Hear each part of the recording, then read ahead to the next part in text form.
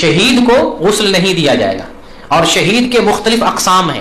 جو دین کے لیے لڑتے ہوئے مرے شہید, گھر کی حفاظت کے لیے مرے شہید, اہل و عیال کی حفاظت کے لیے مرے شہید, پیٹ کی بیماری میں مرے شہید, دب کر مرے شہید, جل کر مرے شہید, پھیپھڑے کی بیماری سے مرے شہید, عورت حمل کی حالت میں ہے وفات پائے شہید, زچگی کی حالت میں وفات پائے شہید.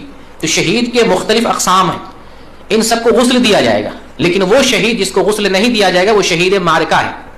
شہید معرکہ یعنی جو میدانی جہاد میں شہید ہوا ہو اس کو غسل نہیں دیا جائے گا.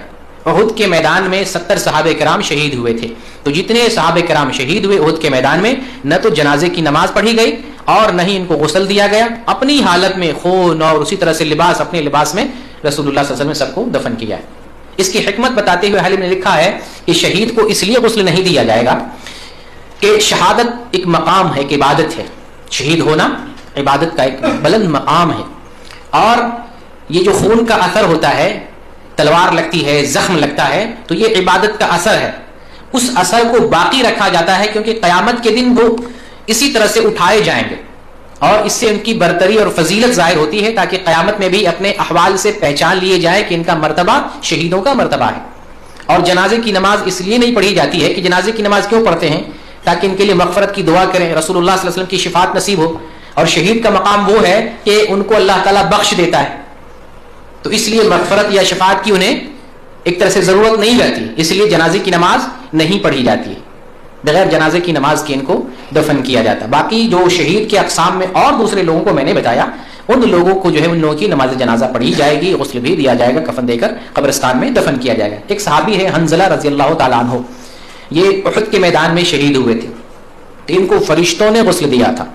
اس سے بعض علماء نے کہا ہے کہ شہید کو بھی غسل دیا جا سکتا ہے, یعنی کوئی ضروری نہیں ہے کہ نہیں ہی دینا, اگر دینا چاہے تو مشروع ہے, جائز ہے. بعض دوسرے علماء کہتے ہیں کہ حنظلہ رضی اللہ تعالیٰ عنہ کو فرشتوں نے غسل دیا تھا, انسانوں نے تو نہیں دیا تھا.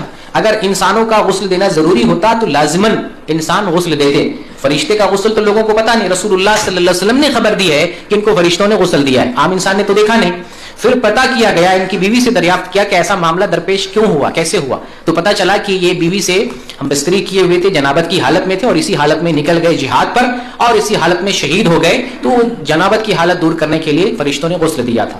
یہ بڑا امتیاز کی بات ہے. اور پھر دیکھیں کہ صحابہ کرام دین کے لیے کچھ نہیں دیکھتے تھے آنکھ بند کر کے, جیسے میدان جہاد کی طرف نکلنا ہو تو یہ بھی نہیں دیکھا کہ ہمارے اوپر غسل واجب ہے, غسل کرنا ہے, اللہ کے دین کے لیے وہ نکل گئے.